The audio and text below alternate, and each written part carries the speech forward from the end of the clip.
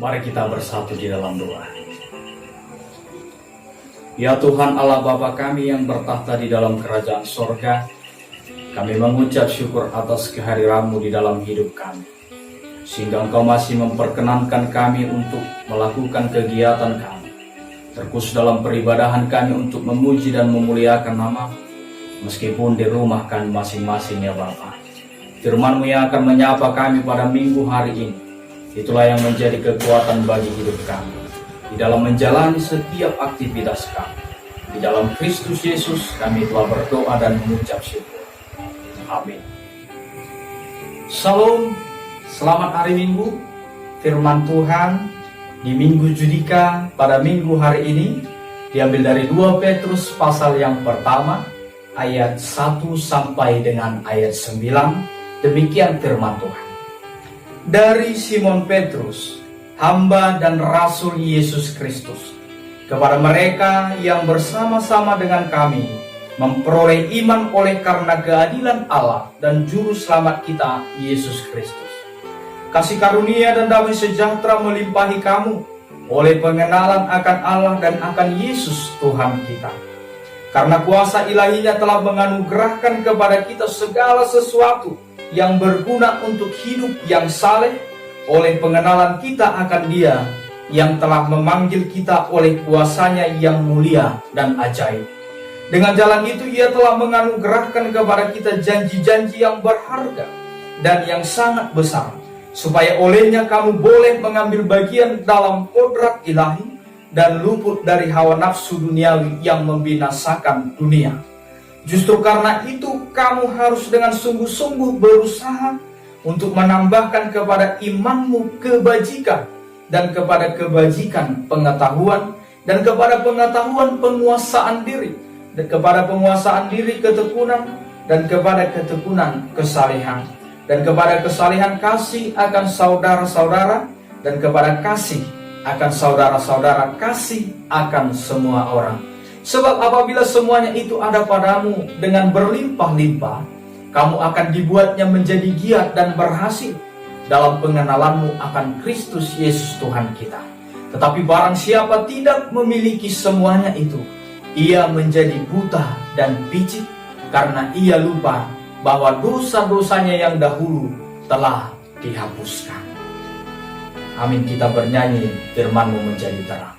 Firman-Mu menjadi terang bagi hidup kami, oleh kasih-Mu Tuhan Allah Bapa kami. Firman-Mu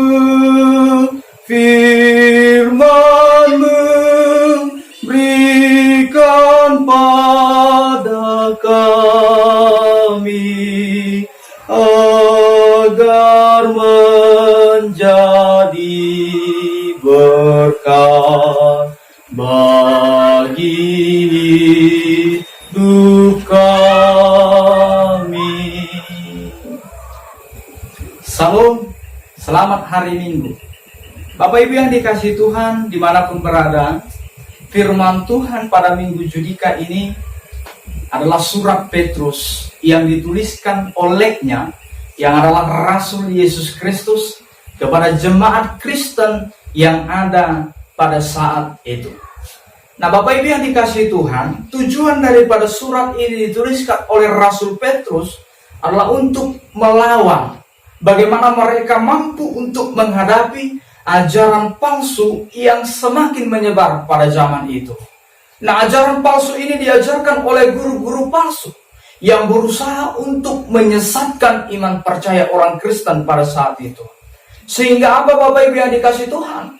Petrus berinisiatif memberikan nasihat ataupun bisa dikatakan perintah untuk orang Kristen pada zaman itu, supaya iman percaya mereka semakin kokoh di dalam menghadapi tantangan yang ada, yaitu pengajaran palsu. Nah Bapak Ibu yang dikasihi Tuhan, dalam situasi kita saat ini berbeda. Kita bukan menerima tantangan ajaran-ajaran palsu, Tetapi yang kita hadapi adalah tantangan berupa wabah penyakit. Ya, wabah penyakit COVID-19. Ya. Bapak Ibu yang dikasihi Tuhan, ini membuat kita semakin harus percaya diri. Bagaimana kita mampu untuk melakukan yang terbaik dalam keadaan situasi apapun. Sehingga di tengah situasi kita sekarang ini, kita harus pintar terhadap semua informasi. Bukan pengajaran-pengajaran palsu, tetapi informasi palsu. Ya. Nah, untuk itu Bapak Ibu yang dikasihi Tuhan, jangan sampai informasi itu merusak iman percaya kita. Sehingga kita tidak boleh ikut-ikutan untuk menyebarkan hoaks, informasi palsu. Supaya orang tidak terpengaruh iman percayanya. Tetapi kita harus menguatkan, mengokohkan iman percaya dengan apa? Kita bisa share firman Tuhan, ya. Kita bisa memberikan motivasi supaya kita menjaga kesehatan, ya. Supaya wabah penyakit ini boleh dicegah di negara kita. Nah, Bapak Ibu yang dikasihi Tuhan, sementara ajaran palsu di dalam jemaat Kristen pada masa Petrus adalah mereka tidak mengakui kedatangan Kristus yang kedua kalinya, ya. Tidak ada parusia. Mereka katakan kalaupun Yesus datang, pasti lama lagi, ya. Lama lagi kedatangan Yesus itu. Sehingga mereka mau mengajari bahwa tidak usah lagi memikirkan Kristus yang datang masih dalam waktu yang lama. Ya, ada pepatah mengatakan dalam orang muda sekarang, ya, selagi masa muda, gunakanlah hidup ini sebebas mungkin untuk berfoya-foya. Nah, sebenarnya ini istilah yang tidak bagus di dalam kekristenan kita.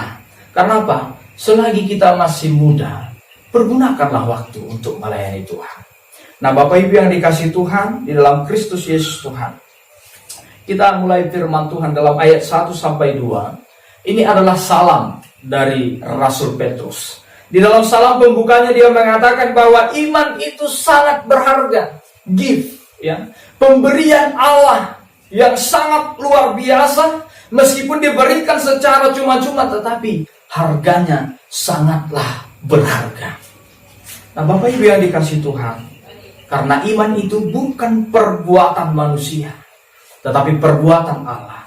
Untuk itu karena iman itu perbuatan Allah, yang kita rasakan apa?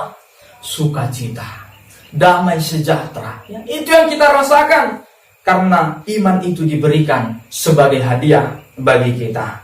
Untuk itu Bapak Ibu yang dikasihi Tuhan, Petrus mengatakan di ayat kedua, kasih karunia dan damai sejahtera melimpahi kamu oleh pengenalan akan Allah dan akan Yesus. Kita sudah mengenal Allah. Apakah kita sudah mengenal Yesus? Nah, ini menjadi renungan bagi kita. Nah, Bapak Ibu yang dikasihi Tuhan, di dalam ayat 3 sampai ayat yang kelima, bagaimana sikap kita? Bagaimana perbuatan kita sebagai orang yang sudah menerima iman, menerima hadiah, gift yang luar biasa daripada Tuhan? Firman Tuhan mengatakan diperlukan ketaatan, diperlukan kerajinan, maka pergunakanlah hikmat, ya. Petrus katakan karena kuasa ilahinya di ayat yang ketiga. Nah, kuasa ilahi yang mana? Kematian Yesus Kristus. Kematian Yesus Kristus adalah kuasa ilahi. Karena apa? Karena darahnya lah kita dibersihkan. Itulah kuasa yang kita terima di dalam hidup kita, Bapak Ibu yang dikasihi Tuhan. Sehingga luar biasa kuasa ilahi itu yang telah menganugerahkan kepada kita segala sesuatu yang berguna. Karena kita sudah ditebus, maka kehidupan kita hendaklah berguna bagi sesama kita, terus untuk memuliakan Tuhan. Karena apa Bapak Ibu yang dikasihi Tuhan? Meskipun gratis, tetapi harganya sangatlah berharga. Maka hiduplah di dalam kekudusan Tuhan. Karena apa? Dalam Imamat 19 ayat 2 mengatakan, kuduslah kamu, sebab aku Tuhan Allahmu adalah kudus. Ya. Karena Tuhan Allah kudus, maka kita harus hidup di dalam kekudusan. Bagaimana kita hidup di dalam kekudusan? Maka kita harus hidup di dalam ketaatan. Itulah buah yang diinginkan oleh Tuhan. Kita hidup di dalam ketaatan. Kalaupun situasi yang kita hadapi begitu menggejolak di hati dan pikiran kita, tetapi kita harus tetap hidup di dalam ketaatan akan firman Tuhan. Himbauan dari pemerintah, himbauan dari pimpinan pusat, PGI, dan lain sebagainya. Mari kita tunjukkan ketaatan kita kepada firman Allah yang menggunakan pemerintah, pucuk pimpinan, PGI menjadi alat Tuhan untuk memelihara kita. Untuk itu Bapak Ibu yang dikasihi Tuhan, untuk mengerti kehendak Tuhan, mintalah hikmat yang daripadanya. Karena hikmat itulah yang kita pakaikan menjadi senjata kita untuk melawan semua ajaran-ajaran palsu, melawan semua informasi palsu yang mencoba merusak iman percaya kita, mencoba mengganggu kepercayaan kita kepada Tuhan. Bapak Ibu yang dikasihi Tuhan, maka diperlukan penguasaan diri. Dalam ayat 6 sampai ayat 7, penguasaan diri berarti dapat mengontrol diri. Kita harus dapat mengontrol diri kita, terpus dari godaan hawa nafsu. Ketika kita memiliki dorongan untuk menyebarkan informasi-informasi yang belum kita tahu kebenarannya, kita sudah menggunakan hawa nafsu kita, ya, maka perlulah hikmat yang daripada Tuhan. Yang mau saya dikatakan, jangan mau menjadi pembantu daripada hawa nafsu. Jangan mau dikendalikan oleh hawa nafsu. Apalagi di dalam keadaan-keadaan sulit, ya, banyak orang menjadi merasa putus asa, merasa kecewa, tetapi jangan pernah mengandalkan hawa nafsu di dalam melakukan apapun. Nah, Bapak Ibu yang dikasihi Tuhan, hiduplah dalam kesalehan di ayat yang ke-7. Hidup saleh berarti melakukan kebenaran Tuhan, dan ditunjukkanlah melalui kasih kita kepada sesama kita.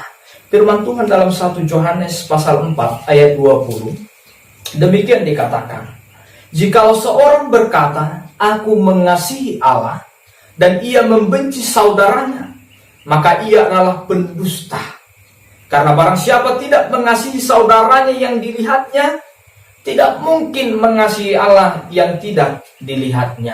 Ya, ini mau mengatakan bagi kita, Bapak Ibu yang dikasihi Tuhan, hiduplah dalam kesalehan, sehingga kesalehan itu mengasihi sesama kita, saudara kita, akan semua orang kita kasihi.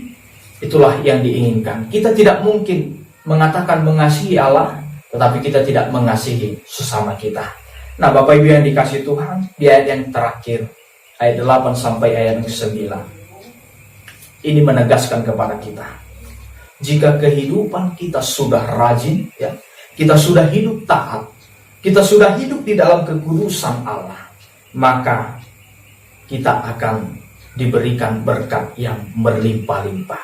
Ayat 8 dikatakan, sebab apabila semuanya itu ada padamu, ya, kerajinan, ketaatan, hikmat, maka kamu akan dibuat menjadi giat dan berhasil. Nah, untuk itu Bapak Ibu yang dikasihi Tuhan, mari kita bersiap-siap dalam melayani Tuhan. Kita pakai hidup kita untuk melayani Tuhan, karena itu menunjukkan ketaatan kita, kerajinan kita kepada Tuhan. Meskipun ibadah kita dilakukan di rumah kita masing-masing, tapi janganlah hendaknya kerajinan kita kendor untuk memuji dan memuliakan nama Tuhan. Janganlah ketaatan kita menjadi luntur, mundur karena situasi yang kita hadapi. Tetapi biarlah hikmat yang daripada Tuhan kita pakaikan untuk selalu berhikmat menghadapi situasi pada saat ini. Biarlah Bapak Ibu yang dikasihi Tuhan, kita senantiasa diberkati, supaya jangan sebaliknya, ya, dikatakan di ayat yang ke-9. Tetapi barang siapa tidak memiliki semuanya itu, ya, kerajinan, ketaatan, hikmat, ia menjadi buta, ya. Buta dalam artian buta rohani, ya. Maka dia akan menjadi picik dan remeh. Kalau tidak ada hikmat, tidak meminta hikmat daripada Tuhan, maka hidup kita akan menjadi remeh. Meremehkan informasi yang penting, meremehkan himbauan daripada pemerintah. Bukan itu yang diinginkan oleh Tuhan. Tetapi biarlah kita menjadi orang-orang yang berhikmat, bukan menjadi orang-orang yang picik, bukan menjadi orang yang remeh, apalagi buta secara rohani. tidak dapat melihat. Buta secara jasmani itu sudah membuat kita gelisah. Apalagi buta secara rohani tentu membuat kehidupan kita juga semakin gelisah. Untuk itu Bapak Ibu yang dikasihi Tuhan, di dalam tantangan yang kita hadapi pada saat ini, ya, bukan hanya wabah virus, masih banyak perjudian, masih banyak seks bebas, masih banyak pergaulan remaja yang mendorong mereka menjadi orang-orang yang tidak berguna ke depannya. Karena apa? Memakai narkoba, ya. Untuk itu Bapak Ibu yang dikasihi Tuhan, sebagai orang yang sudah menerima iman, hadiah daripada Tuhan yang sangat berharga, maka jangan ikuti hawa nafsumu, ya. Jangan ikuti hawa nafsu, keinginan dagingmu yang berusaha mengotori diri kita. Karena apa? Kuasa ilahi tadi sudah membersihkan kita. Kematian Yesus yang sebentar lagi akan kita ibadahkan itu menjadi perenungan bagi kita, ya. Untuk itu Bapak Ibu yang dikasihi Tuhan, memang banyak di tengah-tengah dunia ini ada orang yang meramal masa depan, ya, mencoba memberikan ajaran-ajaran yang palsu. Tetapi yang mau dikatakan firman Tuhan, biarlah masa depan kita serahkan kepada Tuhan.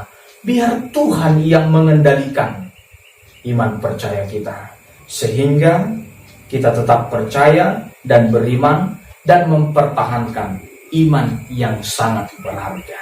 Demikian firman Tuhan. Mari kita bernyanyi, firman-Mu berkatilah.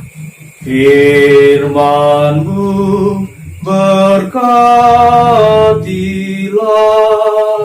kekal dalam hatiku, teguhkanlah imanku.